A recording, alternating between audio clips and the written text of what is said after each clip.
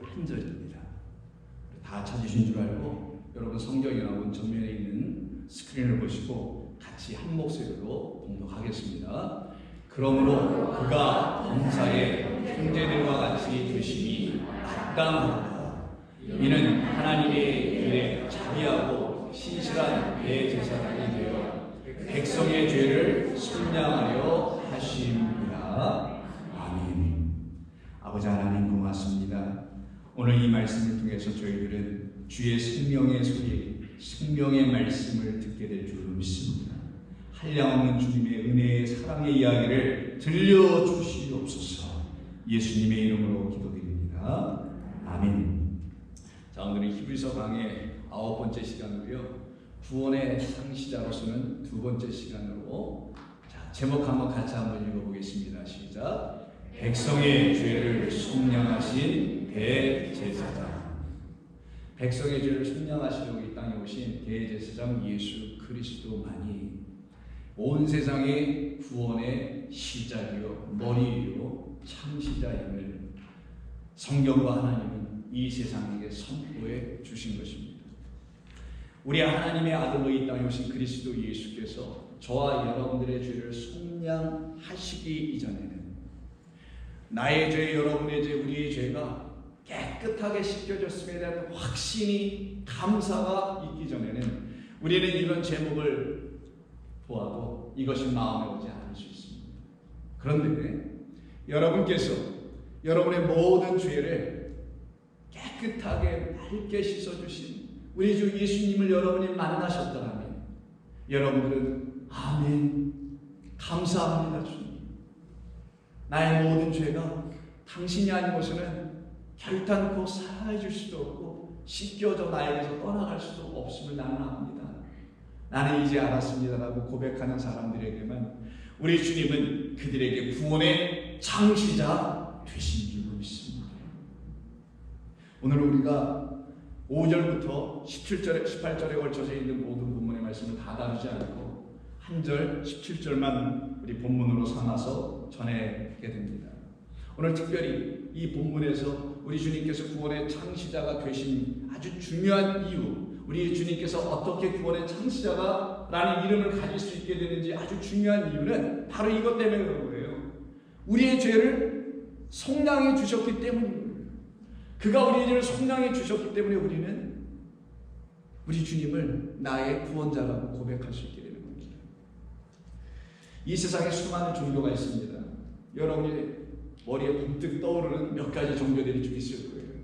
근데 이 세상의 모든 종교와 그리고 성경에서 말씀하시는 하나님이 말씀하시는 죄에 대한 이해가 서로 다릅니다. 세상에서는 혹은 세상에는 모든 종교는 인간이 갖고 있는 죄를 인간 스스로가 해결할 수 있다고 가르칩니다. 그런데 성경은요, 인간의 죄를 인간 스스로가 결단코 해결할 수 없다고 단언합니다. 이것이 차이입니다.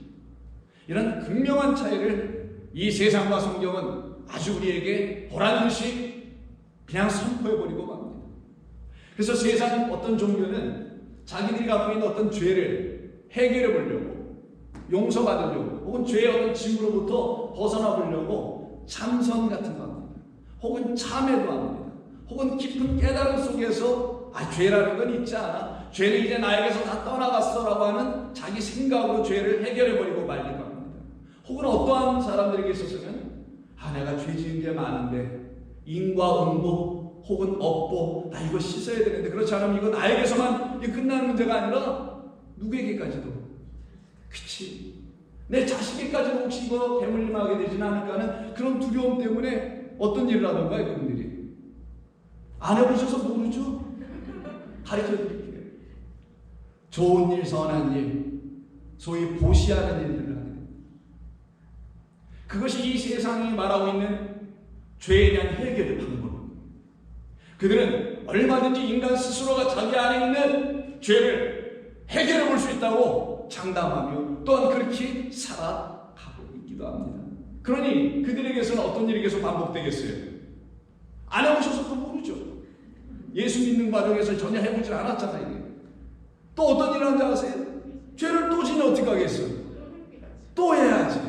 또 참선, 참회, 뭐 등등 선한 일, 좋은 일, 보시하는 일 이런 등등을 또 반복을 해야 돼요. 이걸 평생을 해요. 그들에게 평안이 있나요? 자유함이라는 게 있나요? 노여짐이라는 게 있었다면 과연 그렇게 계속 해야 될까요? 할 수 있을까요? 해야만 할까요? 그래서 성경은 말합니다. 아니야.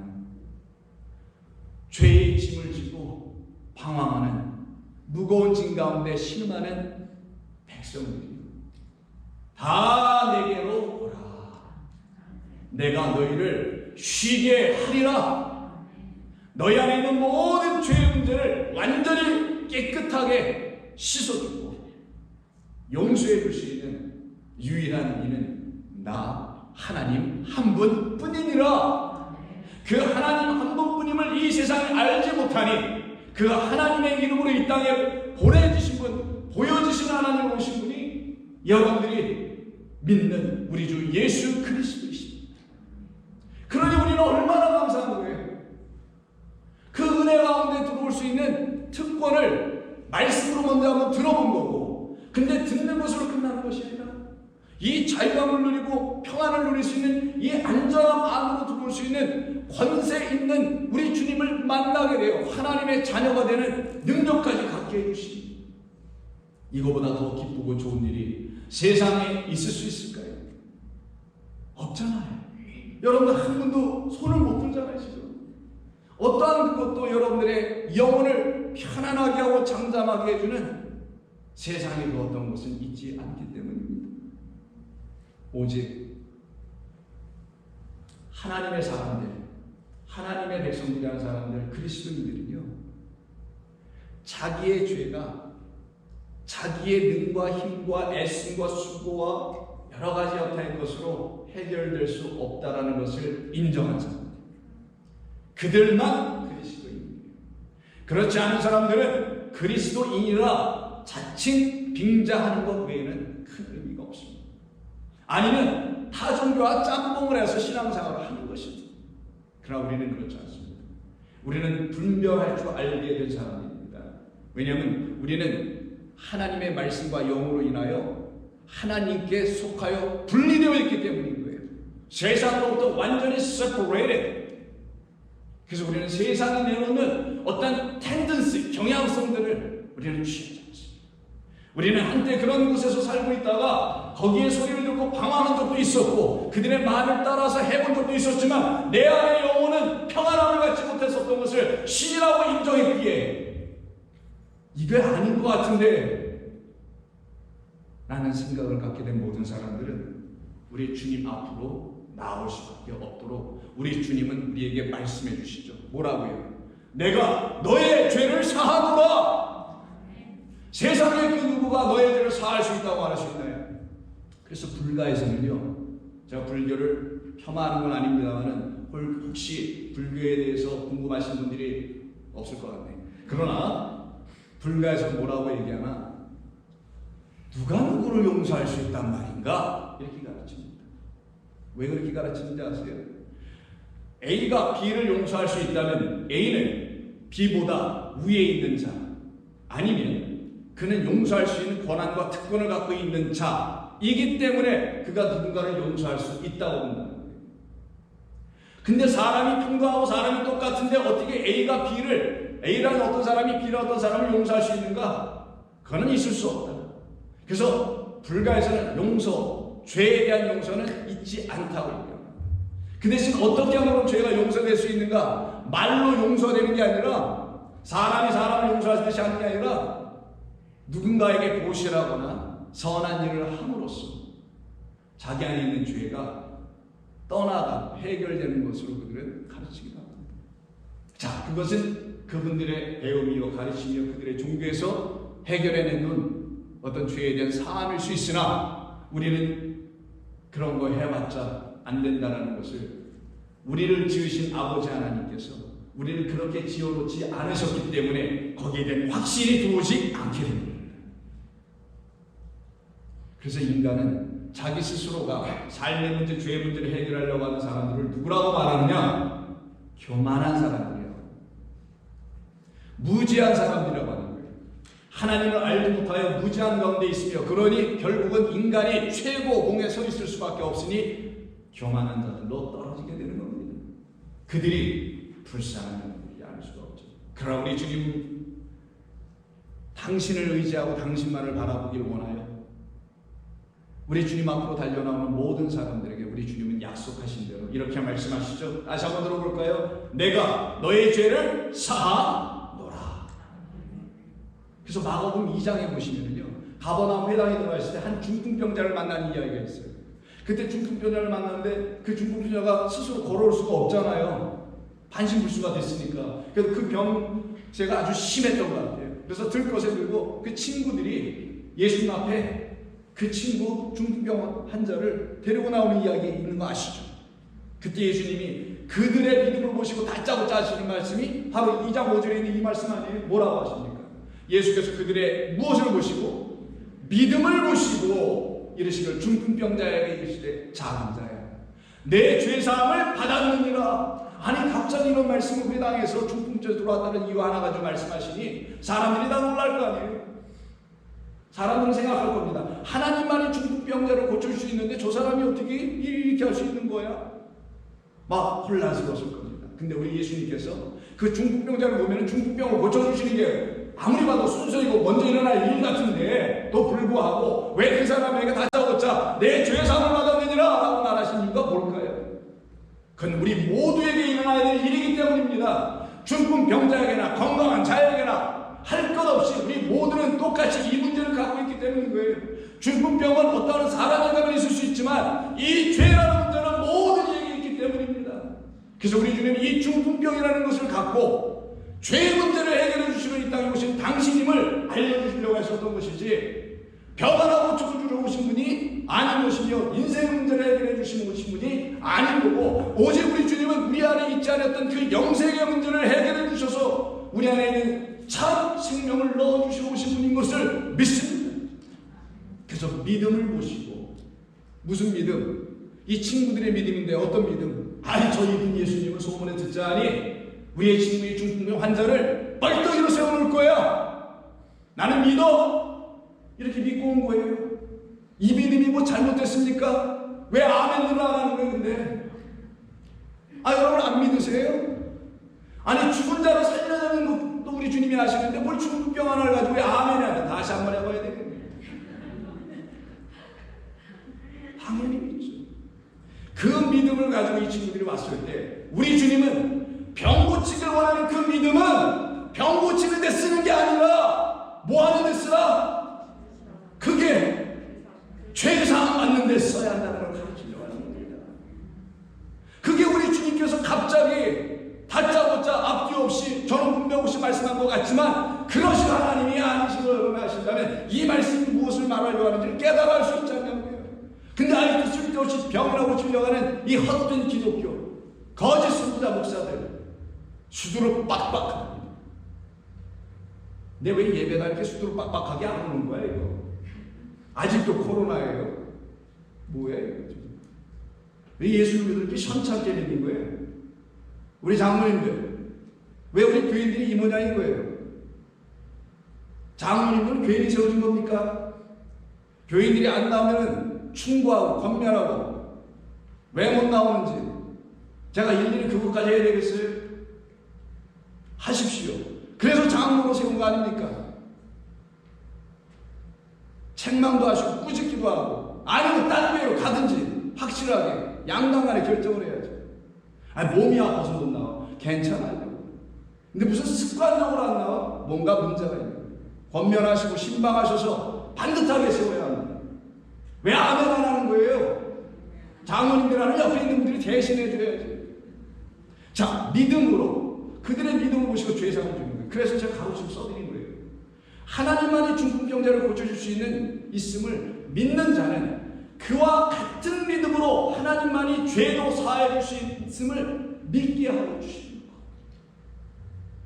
그러니 이와 같은 믿음을 갖고 있는 사람들과 그 친구들과 그렇지 않은 사람들이 이 가버나움 회당에 뒤섞여 있었어요.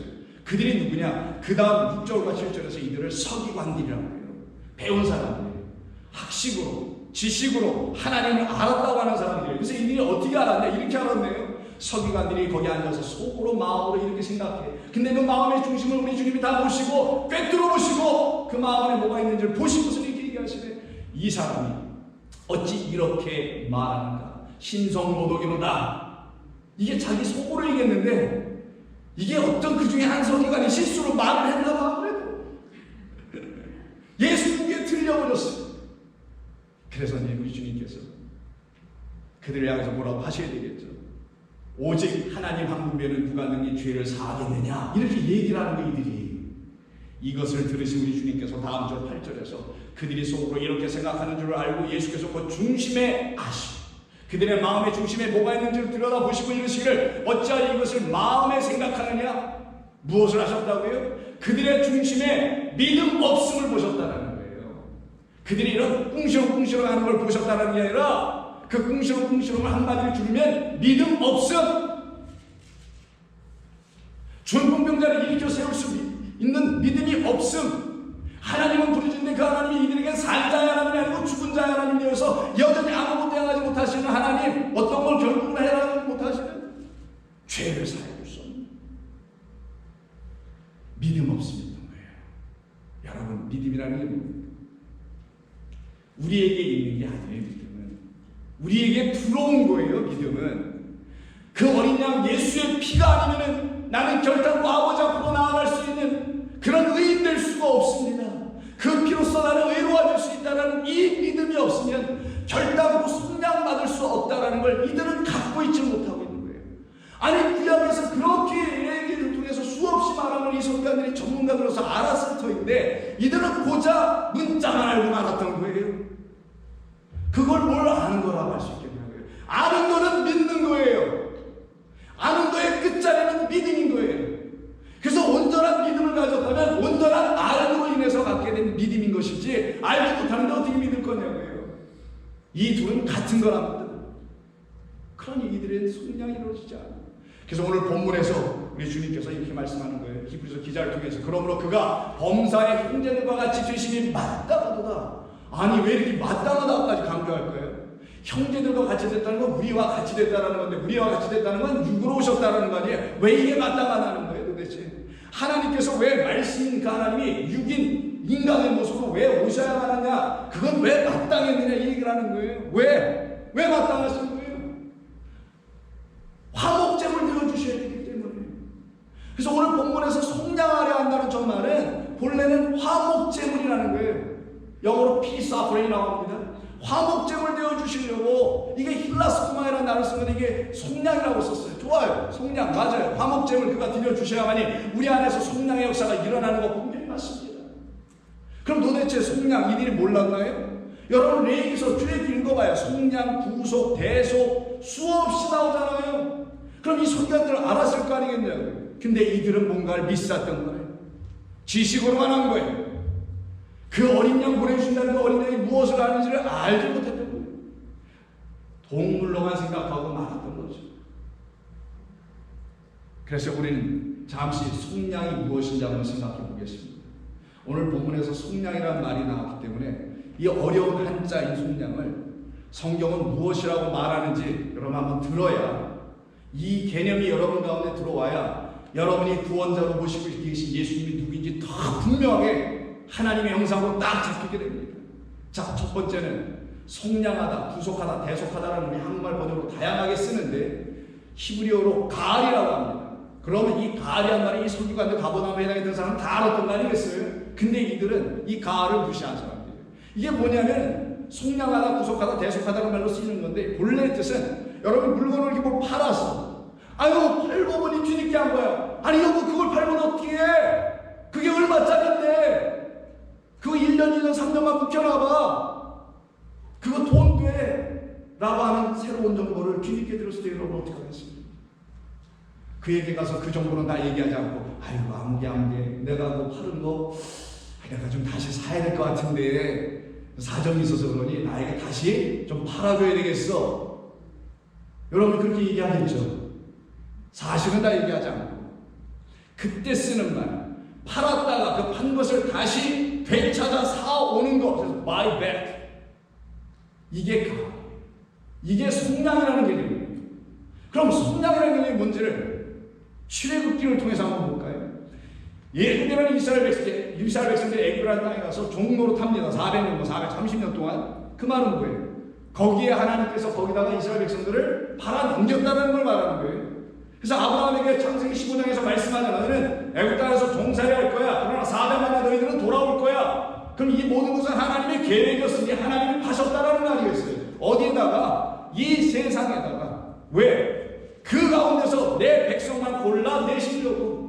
그들이 모두 하나님의 백성이 될 수 있는 근본 자격은 다 갖춘 하나님의 형상과 모양으로 지어준 나이긴 하지만, 정하긴 다 됐지만 택함받는 자들의 수가 적은 것처럼 그 가운데서 택함받을 백성들이 나와야 하기 때문에 이 세상에서 하나님의 이름으로 살아간다고 너스레 떨지만 택함받는 건 딴 얘기란 말이에요. 그래서 성량을 이렇게 모세를 통하여 백성들에게 전해주라고 출애굽기 6장 6절에서 말합니다. 그러므로 이스라엘 자손에게 말하기를 나는 여호와라. 내가 애굽 사람의 무거운 짐 밑에서 너희를 빼내며 그들의 노역에서 너희를 건지며 편팔과 여러 큰 심판으로서 너희를 속량하여 이때가 가. 그럼 애굽에서 종노릇하고 있는 그들을 거기서 구속해 내겠다는 거 아니겠어요? 끄집어내는 거죠. 그게 바로 다시 찾아오겠다는 거예요. 그럼 찾아오는 정도가 아니에요. 뭐 빼앗아 오는 게 아니라 뭐 지불을 해야 될 거 아니에요. 똑같은 액수를 지불하다 아니면 그보다 더한 웃돈을 줘서 사오든 해야 될 거 아니겠어요. 이거를 백성들을 애굽에서 출애굽시킬 때 하신 말씀이라는 거예요. 그럼 하나님께서 질서 있는 하나님, 공의로운 하나님, 진리 하나님께서 값도 치르지 않고 그냥 뺏어오실 하나님이겠어요? 아니면 값을 치르고 가져오시겠어요? 치르고 가져오십니다. 치르고 가져오시니까 하나님을 15장에서 출애굽을 딱 끝난 다음에 홍해 넘은 다음에 이렇게 13절에서 말합니다. 주의 인자하심으로 주께서 구속하신 백성을 인도하시되 주의 힘으로 그들을 주의 거룩한 조소에 들어가게 하시나이다. 그럼 이게 그냥 공짜로 되는 거예요? 아니에요. 그래서 두 번째 뜻, 속량의 또 다른 뜻, 또 다른 단어로 설명하는 게 파다라는 히브리어가 있는데 이게 뭐냐? 몸값을 대신 지불하여 주는 거예요. 여러분 포로로 끌려갔을 때 괴한들과 혹은 무슨 뭐 인신매매하는 사람 이런 사람들 혹은 뭐 등등의 사람들이 사람을 포로로 끌고 가지고 몸값을 요청하죠. 저 같은 사람 뭐 붙잡아 가봤자 몸값 뭐 1분이나 요청할까? 없어요. 저 몸값이. 여러분은 좀 있나요? 자, 근데 몸값을 요청한단 말이에요. 그때 그런 그 몸값을 지불해 주지 않으면 그 목숨은 위태할 수밖에 없고 그 사람을 되찾아갈 수 없죠. 그때 쓰는 말을 몸값 지불하다, 누군가 대신하여 페이해준다 라는 뜻이 파다라는 히브리어고 영어로 랜섬이라고 하는 겁니다. 그것이 그럼 어디서 일어나냐? 아까 출애굽기 6장과 15장에서 내가 너희를 구속할 거야, 속량할 거야, 데리고 나올 거야. 그 대신 어떻게 하신다고요? 몸값 치루었어. 누구로? 어린 양으로. 그의 죽음과 피로, 피값으로 치러서 내가 낼 거야. 이게 출애굽기 이야기예요. 우리가 이 땅에서 살다가, 이 애굽의 세상에 살다가 출애굽하여 아버지 땅으로 가게 될 사람들에게 주신 영원한 메시지입니다. 복음이에요, 이거는. 그래서 13장 13절에서 다음 같은 말씀을 하죠. 나귀의 첫 새끼는 다 어린 양으로 대속할 것이요 그렇게 하지 아니하려면 그의 목을 꺾을 것이며 내 아들 중 처음 난 자도 또한 이와 같이 대속할 것이다. 여기서 나귀의 첫 새끼 우리를 얘기하려고 하는 거예요. 그 나귀의 첫 새끼를 대신하여 왜 어린 양이 가서 죽어줘야 되냐고요. 나귀라는 우리 수고하고 일만 하는 게 나귀잖아요. 헛된 세상의 가르침을 가지고 열심으로 뭐 보시라든 헌신하든 충성을 하든 애씀을 했든 그걸로 애쓰고 있었던 우리라는 나귀를 대신하여 그가 주고 주시는 어린 양이 우리 가운데 오지 않으면 우리는 우리를 묶어놓고 있는 거짓된 말씀의 짐에서도 벗어날 길이 없단 말이에요. 그걸 어린 양이 나귀 새끼를 대신하여 죽는다고 하는 거예요. 근데 그 밑에다가 뭘 붙였어요? 그거는 비유고 진짜는 너의 아들들을 구속하려고 하는 거예요. 이때 파다라는 것입니다. 그러니 어린 양 예수를 미리 말씀해 주시려고 했던 것뿐 아니겠어요? 상식적으로 생각해보면 양이 나의 죄를 어떻게 용서해? 이 바리새인들아 서기관들아 배운 자들아 양이 내 대신 죽으면 내 죄가 용서받아. 만약 그렇게 믿으면 이건 종교고 의식에 빠지는 거고 허례허식에 빠지는 거고 자기 도치 자기 체면에 걸리는 거예요. 그거는 안 그러냐고요. 아니 여러분이 키우는 집에 있는 어떤 동물이 여러분의 죄를 위해서 대신 죽으면 내 죄는 끝난 겁니까? 아니면 그 죄가 다시 발견될 땐 그 너를 여러분들을 위해서 죽은 그 개나 돼지나 염소나 등등의 동물이 더 불쌍하고 미안하지 않겠어요? 아 이게 상식적으로 올 거 아니겠냐고. 사람이면 배운 자도 못 배운 자도 가는 데 없이. 근데 이 서기관들은 그거를 믿지 않았던 거예요. 이걸 동물이 하는 줄만 알았던 거고 그들이 믿지 못한 건 이건 내가 하는 거야 하나님이 하라는 거는 못 믿었던 거예요. 참 큰 문제였지. 동물이 하는 걸로만 알고 있었던 거지 하나님이 하시는 걸로는 믿지 못했던 거예요. 지금도 이 시대에는 수많은 기독교인들이 그런 사람들이 있을 수 있습니다. 그런 그들을 향하여 우리 주님께서 말씀하는 겁니다. 내가 그러기에 하나님이 이 일을 위해서 다 계획하시고 당신의 인간의 육신의 모양으로 오셔서 죽임당하셔야만이 그 어린 양이 당신이라는 것을 보여주셔야만 너희들이 그때에 대해서야 믿지 않겠느냐. 그래서 당신이 이 땅에 오시게 되는 거예요. 그래서 다시 빌립보서 2장 8절에서 뭐라고 하느냐. 예수 그리스도는 사람의 모양으로 나타나서 오늘 뭐라고 해요? 형제들의 모양으로 나타나는 게 마땅하다. 왜 사람의 모양인지 아시겠죠? 육으로 오셔야만이 육신으로 오셔야만이 그가 제물이 될 수 있는 거예요. 제물 되어주려고 어린 양 되어주려고 오셨다라는 말씀하는 겁니다. 사람의 모양으로 나타나서 자기를 낮추시고 죽기까지 복종하셨으니 그 십자가에 죽으십니다. 여러분은 이 사실을 성경이 이것을 증언하고 있다는 사실, 온 세상과 모든 종교는 이런 얘기를 결단코 하지 않고 할 수도 없으나 오직 저와 여러분들이 믿고 있는 영원하신 하나님만이 성경만이 저와 여러분들의 영혼을 안식하게 하고 평안케 해주기 위해서 이와 같은 말씀을 선포해 주는 겁니다. 믿는 자들 안에서 이와 같은 고백이 일어나게 됩니다. 왜? 우리 주님 예수님께서 마태복음 20장 28절에서 이와 같은 말씀을 하셨지 않습니까? 뭐라고 해요? 인자가 온 것은 섬김을 받으려 함이 아니요 나를 위해서 뭘 하지 말고 내가 너희를 위해서 해야 될 것이 너희들에게 있어야 된다는 걸 알아야 한다는 거죠. 뭐예요 그게? 자기 목숨을 많은 사람들의 대성물로 내주려 하십니다. 이것이 우리에게 나타나지 않으면 우리에게 이 선물이 있다는 것을 알지 못한다면 우리는 이 세상에 단 어떤 사람들처럼 똑같이 자기들의 죄를 자기 스스로 해결하려고 합니다. 왜? 모든 사람이 죄를 졌기 때문에. 그래서 로마서 3장 23절에서 말하죠. 모든 사람이 죄를 범하였음에 하나님의 영광에 이르지 못한다. 어떤 영광? 당신의 어린 양을 통하여 구원하기로 작정되어 있는 그 영광의 말씀 복음에 이르지 못해. 그걸 안 들으니 그러나 그리스도 예수 안에 있는 속량으로 말미암아 하나님의 은혜로 값없이 의롭다 하심을 얻은 자 되었느니라. 이 예수를 하나님께서 그의 피로써 믿음으로 말미암는 화목제물로 세우셨으니 근데 서기관과 바리새인들이 가버나움 회당에서 그것을 알지 못했네. 하나님의 능력을 무시해버렸어요. 하나님의 능력은 고작 병이나 고치는 정도로만 생각했지 예수를 통하여 하나님의 은혜가 무엇인지 죄사함이 무엇인지를 깨달아 죄사함과 용서를 받은 속량을 받은 사람들에게 입에서는 아니야 하나님은 우리의 병이나 고쳐주러 오신 분이 아니라 나의 죄를 사하러 오셨으니 당신도 용서받아야 합니다 라고 말하는 것을 이루어내시기 위해서 우리 주님이 먼저 소자야 작은 자야 내 죄가 사함받았느니라 라고 선포하셨던 그거를 깨닫지 못하는 자들은 믿음이 없는 자들. 어떤 믿음? 우리의 죄를 용서하실 수 있는 하나님이 그 능으로 권능으로 권세로 내 안에 있는 모든 죄를 말갛게 씻어버려서 눈을 씻고 마음과 현미경을 통해 들여다봐도 발견되지 않은 그런 존재로 여러분을 만드시겠다라는 그 어린 양의 죽음이 올시다. 뒤돌아섰다가 또 죄를 졌네. 이게 또 죄가 나를 계속 쫓아오네. 여러분 아직도 이러고 계십니까? 그래서 아직도 회개하고 또 눈물을 흘리고 또 돌이키고 또 반성하고 계속 이거 반복하고 계십니까? 그런 분들은 저와 상담하셔야 합니다. 아닙니다. 그건 잘못된 가르침이죠. 잘못된 가르침 때문에 그런 일을 반복하는 거예요. 그리스도 예수는 우리를 자유케 해놓으신 분이요 한 번에 드려주심으로 영원한 단 한 번의 제사를 드려주심으로 우리 안에서 더 이상 죄가 발견되지 않게 하려 하니라. 그래야 죄 거예요.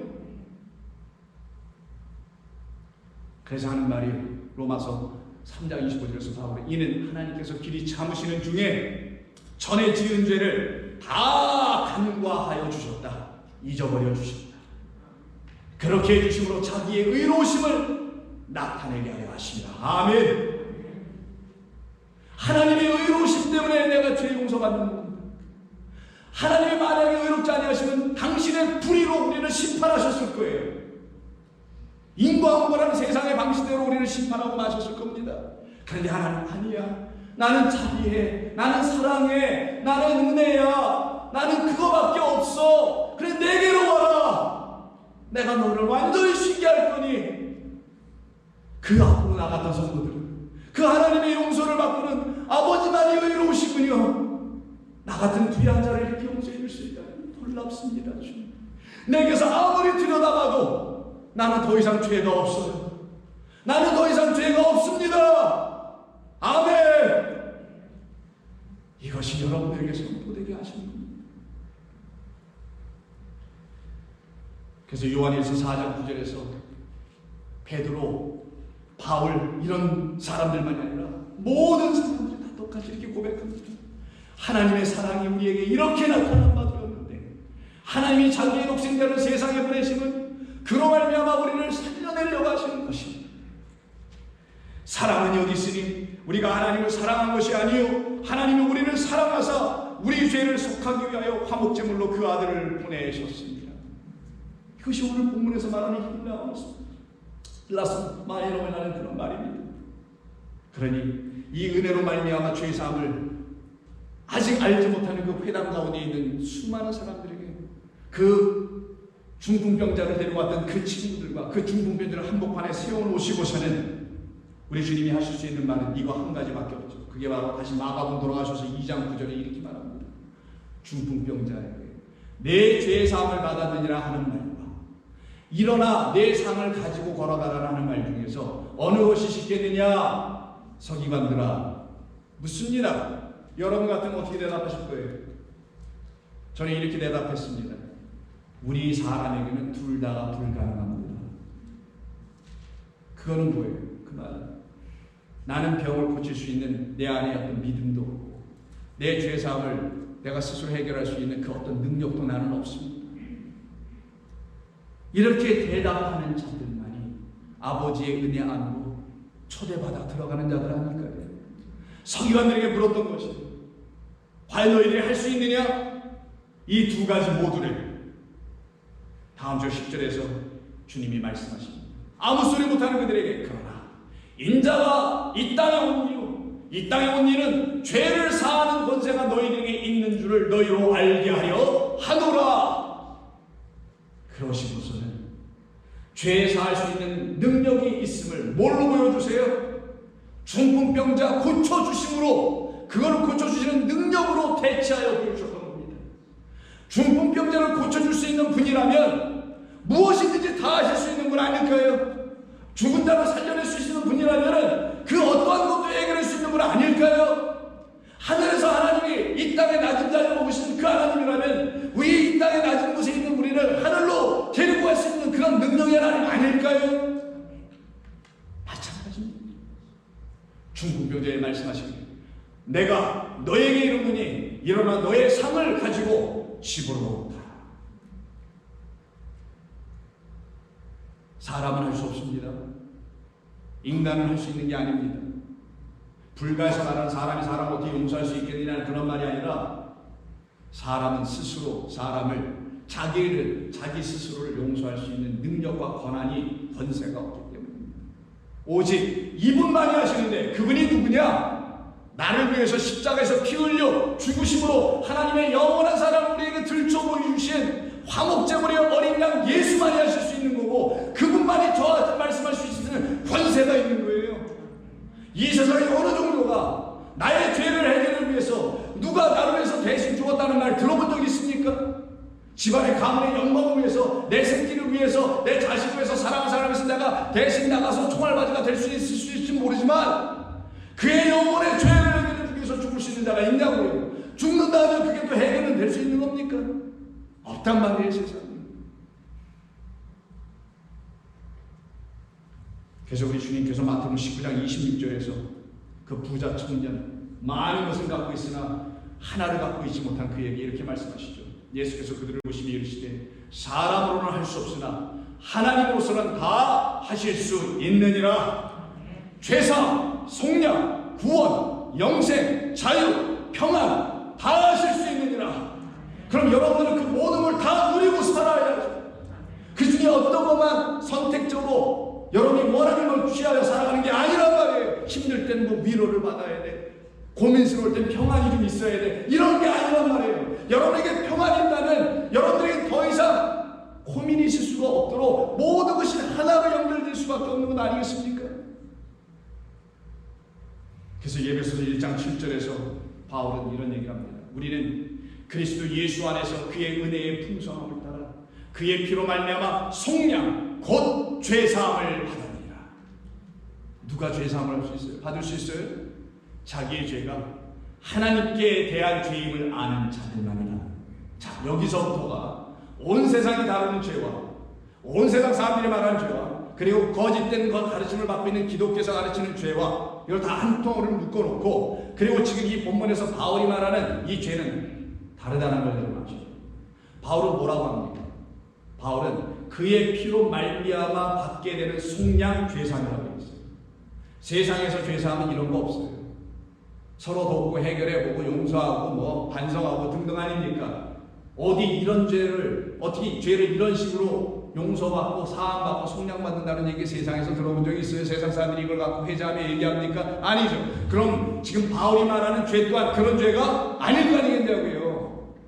성경이 말하는 죄는 오직 하나님께 대한 죄만 죄를 여기는 거예요. 여러분들 인생 살다가 육이기 때문에 실수하고 사람을 상처도 주고 아프게도 하고 하는 등등의 것은 수없이 있는 겁니다. 그거를 놓고 성경이 죄라고 얘기하는 게 아니란 말이에요. 그거는 아래 차원의 죄들. 어떻게 죄라고 말하는 건 뭐야? 성경이 말하는 죄는 오직 하나님과 우리 사이에서 일어나는 일, 사람과 사람 사이에서 있는 걸 죄라고 얘기하는 게 아니란 말이에요. 그거는 여러분 가서 무릎 꿇고 반성하고 빌어요. 그럼 해결해 줍니다. 서로 피차 안 해주면 뭐 끝나는 거지. 어떡할 거야. 그러나 하나님 앞에서 무릎 꿇고 빌어서 될 일이 아니에요. 이거 지난주에 얘기 또 기억나세요? 용서해 주세요. 용서해 주세요. 주님. 우리 얘기도 응답이 아니잖아요, 여러분. 그런 용서를 구하는 게 아니란 말이에요. 오직 하나님께 지은 죄만 용서받는 거예요. 그 죄를 용서하러 예수님이 어린 양으로 십자가에서 죽으신 거예요. 그 죄가 뭐냐? 그걸 하나님께 지은 죄라고 하는 겁니다. 그럼 우리 인간이 하나님께 무슨 죄를 지었나? 무슨 죄를 지었나? 그 하나님을 모르는 죄를 졌단 말이에요. 하나님을 인정하지 않는 죄를 졌단 말이에요. 나를 지으시고 온 세상을 지어놓고 이 세상에서 나를 평안히 살게 능력으로 살아가게 하신 그 하나님을 내가 무시해버렸단 말이에요. 그리고 나의 얼마 되지도 않은 머리를 가지고 지식으로 내 인생을 살아보고 경험으로 살아보고 무슨 지혜로 살아보려고 했던 그 완악한 모습이 바로 하나님께 대하여 내가 죄를 짓고 있었단 거예요. 사람들은 뭐 예수 믿지 않는 게 죄다. 맞아요. 그 예수로 하나님 알지 못하는 게 죄이기 때문인 거죠. 그래서 이와 같이 죄를 진 사람은 오직 아버지께만 죄를 진 것을 철저하게 깨달아요. 하나님께만 죄를 짓고 있다는 걸 알게 됩니다. 그래서 여러분 탕자의 비유 아시죠? 두 아들의 이야기. 그 탕자 이야기를 여러분이 알고 계신 그 둘째 아들 이렇게 얘기하잖아요. 그게 누가복음 15장 18절입니다.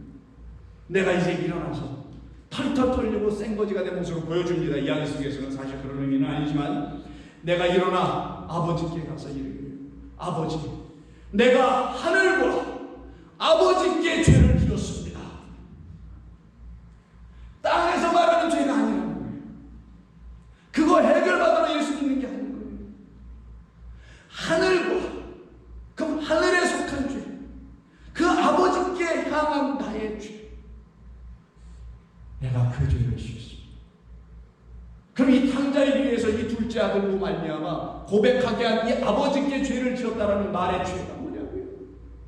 하나님께서 지어주신 우주 천지 만물 첫째 하늘과 첫째 땅 이 축복을 가지고 헛된 이생의 자랑과 자기 것으로만 쓰고 말아버린 인간들, 첫째 하늘과 첫째 땅을 주신 것은 나에게 영원한 생명의 나라인 새하늘과 새 땅을 주시기 위함이라는 하나님을 바라보지 않고 그 하나님 저 땅 내팽개치고 오늘도 내일도 이 땅에서 그저 나라는 육신 이거 하나 세워보고 살아보고 거기에 매진하고 있는 그 영혼이 하나님 앞에 죄를 짓고 있는 겁니다.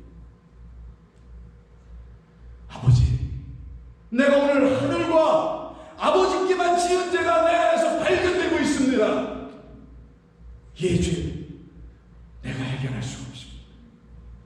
사람과 관계 속에서 저희들은 용서를 구하고 화해할 수 있을지 모르나 아버지께 지은 죄는 당신이 보내신 당신의 아들을 화해 제물로 화목 제물로 나에게 주시기 전에는 나는 아버지 앞에 나갈 근거가 없습니다. 자격이 없습니다. 이거를 깨달아 알게 된 사람들에게 하나님은 약속하신 어린 양을 화목 제물로 넘겨주시는 겁니다. 이제 알겠느냐? 아브라함아, 숯불에 걸린 양을 잡아라. 이제 알겠느냐? 성도들이여, 십자가에 달리신 예수를 붙잡으라. 그리고 그를 영적 산제물로 드려라. 그러면 여러분도 하나님께 영적 산제물로 드려질 것이니 그때 그들은 자유하고 평안하고 새 생명을 얻는 겁니다. 이게 기독교가 가르치고 있는 성경이 말하는 참 하나님의 아들의 백성들의 나라입니다. 그가 이제 아버지께 가지요. 가서 이렇게 말하겠다고 각오합니다. 19절 20절을 볼까요? 지금부터는 저는 아버지의 아들이라 일컬음을 감당하지 못하겠습니다. 내가 품꾼의 하나로 저를 기쁘소서. 그렇게 나가서 말할 거야 라고 하고 이에 일어나서 아버지께로 돌아갑니다. 아버지께서 저 멀리서부터 멀리 동구 밖에서 집 밖에서부터 이미 그 아들을 기다리고 맞이하죠. 그때 이 아들의 원대로 그 아들을 그렇게 받아들였던가요? 아니죠. 품꾼으로 받아들이는 게 아니라 아버지의 마음을 아는 자는 누구밖에 없어요? 아들밖에 없는 것. 그 아버지의 뜻을 알고 있는 아들이니 너는 이제 내 아들이라. 가닥지를 끼고 실을 던지기 옷을 입혀라. 너는 내 아들이라.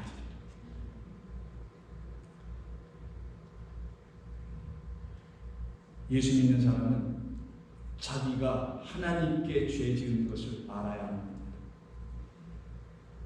그래서 다윗이 시편 51편에서 이렇게 얘기하잖아요.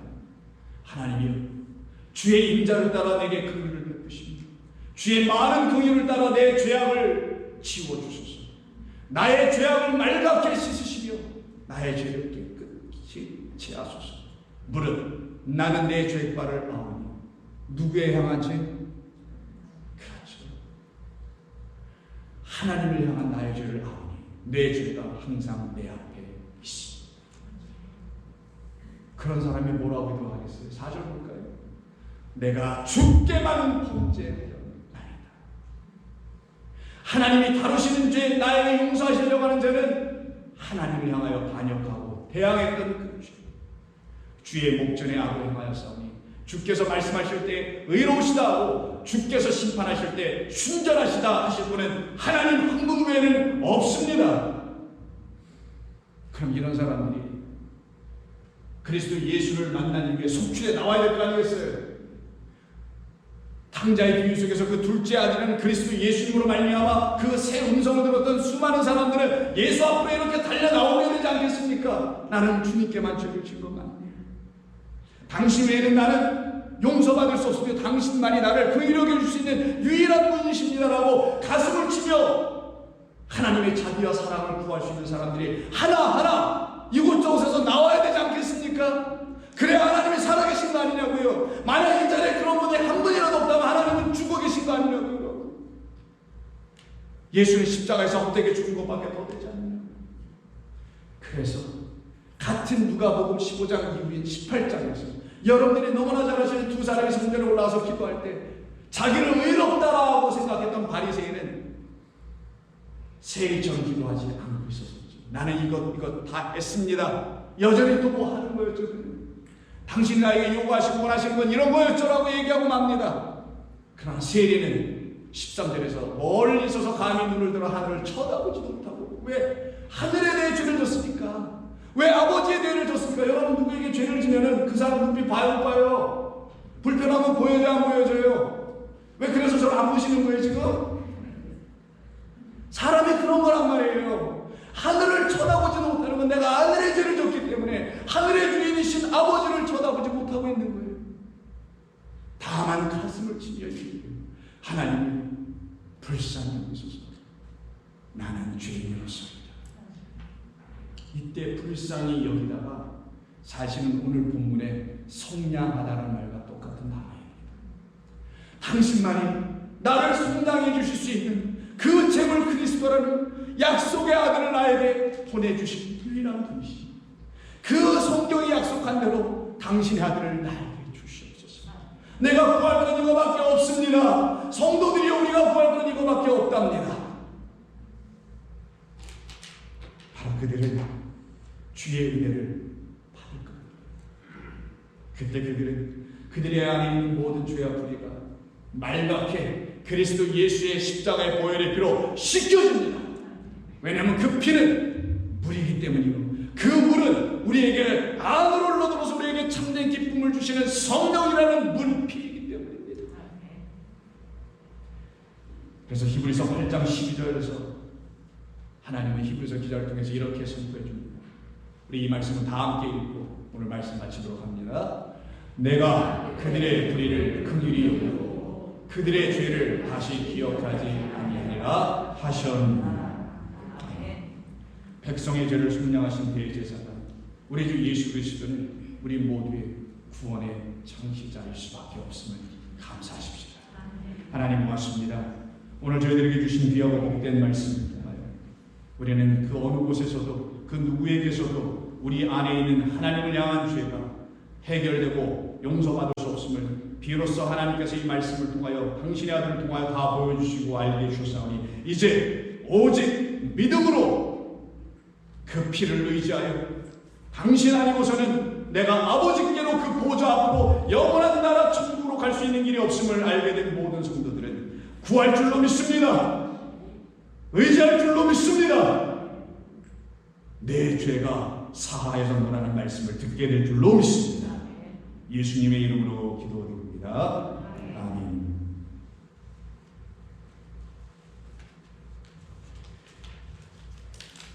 말씀 기억하시면서 찬송가 258장 함께 찬송하시면서 예배 마치겠습니다. 258장입니다.